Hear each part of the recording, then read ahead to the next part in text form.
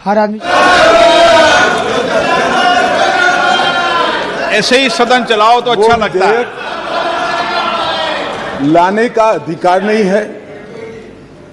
संविधान के तहत संसद की कॉम्पिटेंसी पर भी सवाल उठाए गए हैं और दूसरा ये मुद्दा उठाया गया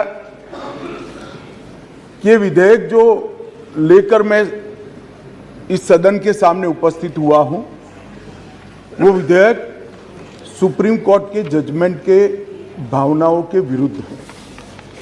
मान्यवर, सबसे पहले मैं यह दोनों चीजों का बहुत डिटेल जवाब देना चाहता हूं, क्योंकि उस वक्त जब मैं खड़ा हुआ विपक्ष का मूड सुनने का नहीं था, आज कुछ अच्छा भी मूड दिखता है। तो मान्यवर, जब तक कॉम्पिटेंसी का सवाल है,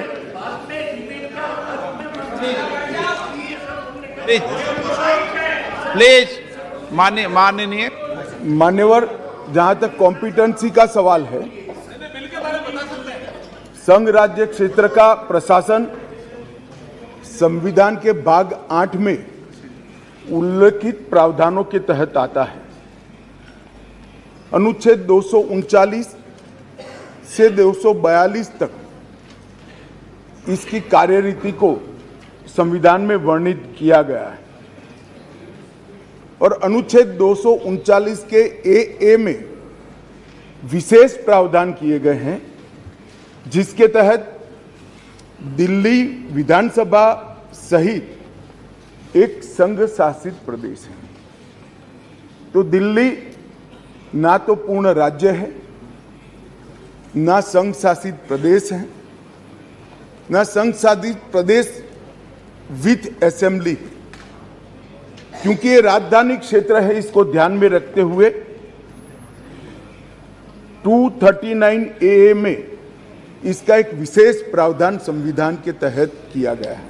इसकी बात मैं बाद में बताऊंगा।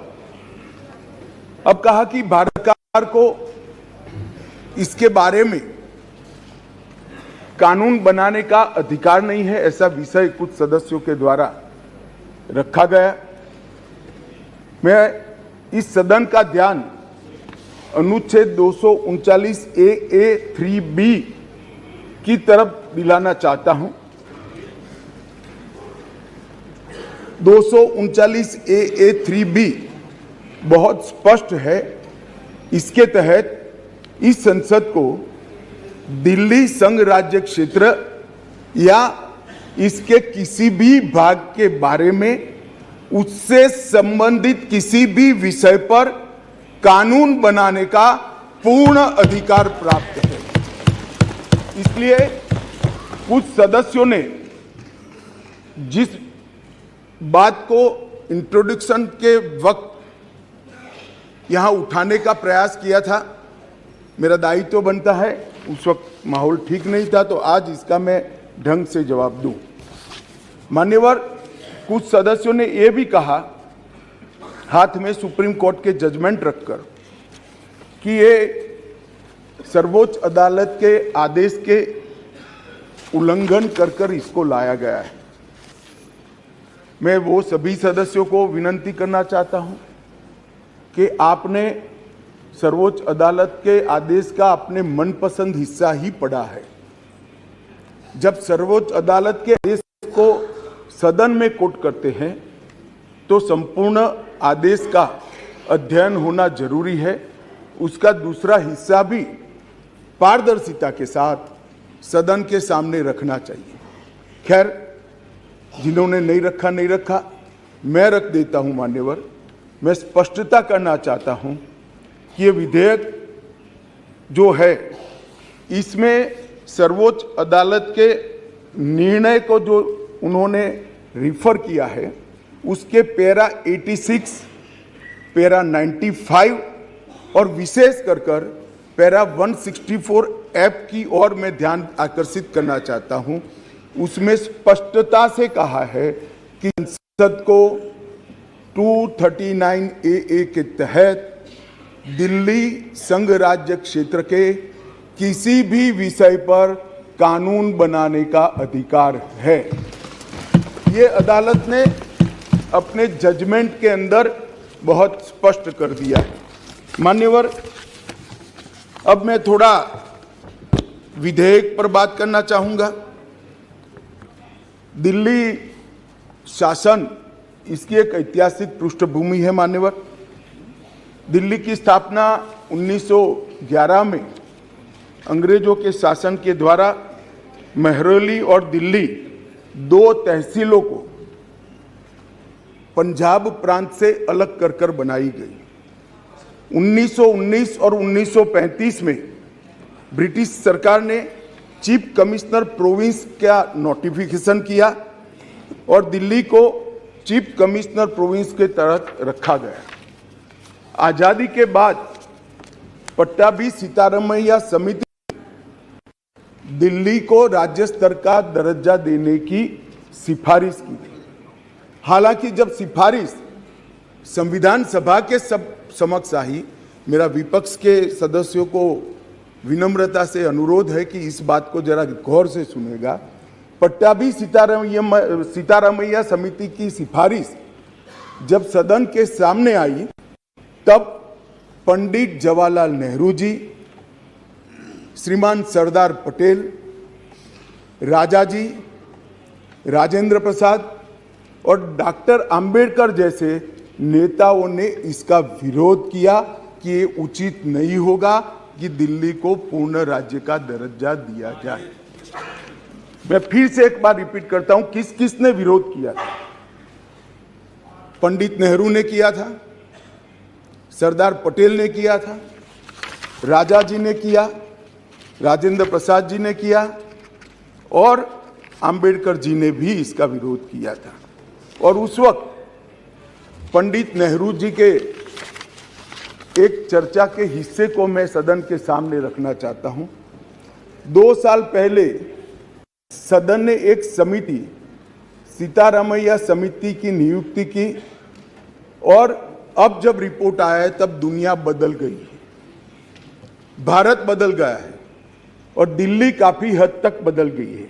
इसलिए दिल्ली में हुए इन परिवर्तनों की परवाह किए बगैर उस समिति की सिफारिशों को स्वीकार नहीं कर सकते और स्वीकार करना वास्तविकता से पूरी तरह मुंह मोड़ लेना होगा। एक समय तो नेहरू जी ने संविधान सभा के सदस्यों को यहां तक कहा कि चूंकि नई दिल्ली में 3/4 संपत्ति केंद्र सरकार की है, इसलिए तर्कसंगत यही होगा कि इसको केंद्र के अधीन रखा जाए। बाद में जब अंबेडकर जी ने समापन किया, तब उन्होंने कहा, जहां तक दिल्ली का सवाल है, हमें ऐसा लगता है कि भारत की राजधानी के रूप में शायद ही किसी स्थानीय प्रशासन को मुक्त अधिकार यहां दिए जा सकते हैं। संयुक्त राज्य अमेरिका और ऑस्ट्रेलिया में जो राजधानी के क्षेत्र है, इसकी मिसाल भी उन्होंने वहां दी और उन्होंने कहा कि इसके लिए एक अलग व्यवस्था करनी चाहिए और संविधान सभा में इस पर जोड़ना चाहिए। खैर, मैं इसलिए कहता हूं कि आप जिस चीज का विरोध कर रहे हैं, ये सिफारिश किसकी थी ये आपको मालूम होना चाहिए। ये पंडित नेहरू की सिफारिश थी। मान्यवर, मैं उसके बाद में 1991 में सी स्टेट एक्ट के द्वारा दिल्ली को विधानसभा दी गई, परंतु 56 में राज्य पुनर्गठन आयोग की सिफारिशों पर दिल्ली की विधानसभा हटाकर उसको संघ राज्य घोषित किया गया। लगभग 3 दशक तक ये व्यवस्था चलती रही। 87 में सरकारिया कमेटी बनी, जो बाद में बालाकृष्णन कमेटी के रूप में जानी गई और 91 में 69वां संविधान संशोधन किया गया और इसके बाद दिल्ली राजधानी राज्य क्षेत्र शासन अधिनियम 1991, जिसमें मैं आज संशोधन लेकर आया हूं, इसको इस महान सदन ने पारित किया गया और वही विधेयक के अंदर, संविधान संशोधन के अंदर 239A जिसका मैंने जिक्र किया, उसमें इस संसद को राजधानी क्षेत्र के किसी भी हिस्से के लिए और किसी भी कार्य के लिए कानून बनाने के लिए संपूर्ण अधिकार संसद को देने का काम किया गया। मान्यवर, समस्या कहां से समाप्त शुरू हुई? 1993 से व्यवस्था चली आ रही थी। कभी भारतीय जनता पार्टी सत्ता में आई, कभी कांग्रेस पार्टी ने शासन किया, कभी ऊपर कांग्रेस का शासन था तब हमारी सरकार थी, तो कभी ऊपर कांग्रेस की सरकार थी तब नीचे हमारा। अगर कोई झगड़ा नहीं हुआ था, सब कुछ ठीक चल रहा था, क्योंकि किसी की मनसा अधिकार हथियाने की नहीं थी, सेवा करने की। कांग्रेस पार्टी ने भी भाजपा के साथ झगड़ा नहीं किया, भाजपा ने भी कांग्रेस सरकार के साथ झगड़ा नहीं किया, और बहुत अच्छे से चल रहा था, कोई डिस्प्यूट नहीं, कोई झगड़ा नहीं। 1915 में स्थिति बदली और यहां 2015 में यहां स्थिति बदली और यहां एक ऐसे दल की सरकार आई जिसका मकसद, मुझे कोई झिझक नहीं है कहने में, जिसका मकसद सेवा करना है ही नहीं, झगड़ा करना। माननीय अध्यक्ष जी अनेक पार्टियों के मुख्यमंत्री रहे, अनेक पार्टियों की मिलीजुली सरकार रही, शुद्ध रूप से सरकार रही, मगर राष्ट्र सेवा करने में और जन सेवा करने में किसी भी पार्टी को कोई दिक्कत नहीं आई। मैं बाद में बात करूंगा क्या दिक्कत है, वो उसकी भी डिटेल बात करूंगा, प्रॉब्लम क्या है। प्रॉब्लम ट्रांसफर पोस्टिंग के अधिकार का नहीं है, विजिलेंस को कंट्रोल में लेकर बंगला जो बना दिया है, इसका सत्य छुपाना है। जो भ्रष्टाचार हो रहा है, इसका सत्य छुपाना है। मान्यवर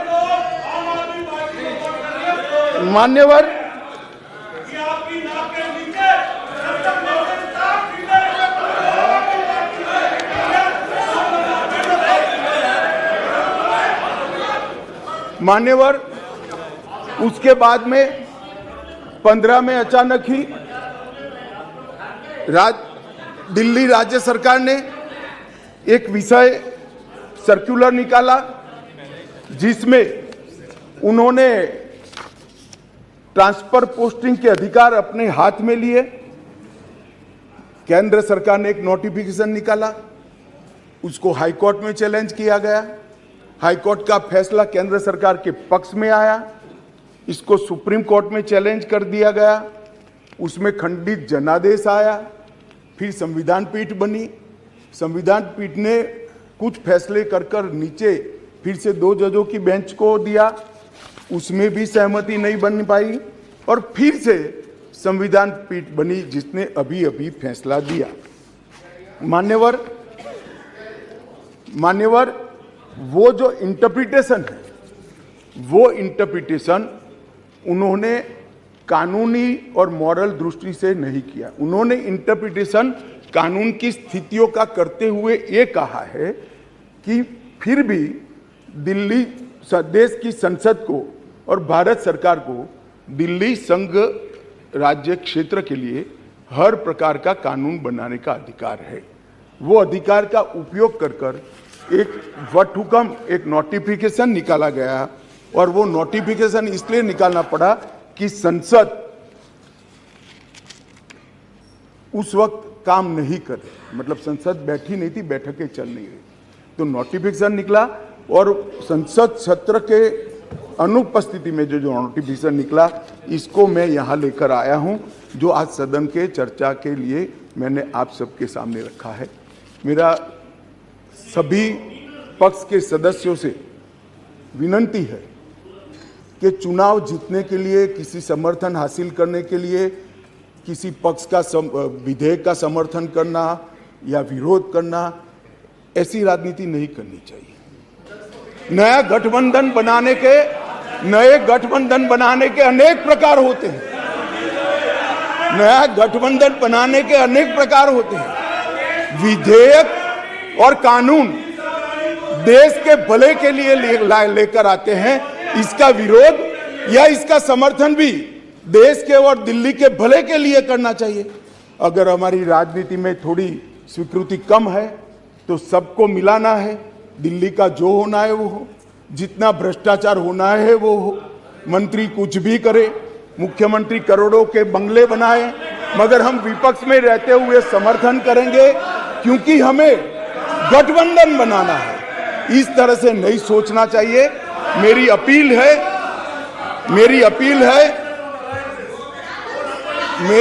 है विपक्ष के सदस्यों को कि आप दिल्ली की सोचिए, अलायंस की मत सोचिए। अलायंस से फायदा नहीं होने वाला है। अलायंस होने के बाद भी पूर्ण बहुमत से नरेंद्र मोदी प्रधानमंत्री बनने वाले हैं। इसलिए ये अलायंस के कारण जनता के हितों की बलि मत चढ़ाइए। जनता सब देख रही है। अलायंस कर आप अगर ऐसा सोचते हो, कि जनता का विश्वास हासिल कर दिया जाएगा, जनता का विश्वास आपको मिला था, मगर जिस तरह से 10 साल यूपीए ने शासन चलाया, 12 लाख करोड़ के घपले घोटाले करे, इसलिए आज वहां बैठे। और मैं फिर से कहना चाहता हूं, दिल्ली सरकार के घपले घोटाले भ्रष्टाचार को प्रछिन्न रूप से अलायंस की गरज के कारण मदद कर रहे हो। पूरा देश देख रहा है और पूरा देश चुनाव में इसका हिसाब किताब करेगा। मान्यवर, मैंने ये सदन के सामने रखा है बिल को। मेरा सभी से निवेदन है कि अलायंस के मद्देनजर इस पर अपना अभिप्राय न करें। देश के और राजधानी क्षेत्र के भले के लिए न्यूट्रलिटी से बात करें। और वैसे भी मैं बता देता हूं, विशेषकर कांग्रेस पार्टी वालों को, कि ये बिल पारित होने के बाद वो अलायंस में आपके साथ आने वाले नहीं है। तो जो सच है वो करिए। इतना अपील करके मेरी बात को समाप्त करें।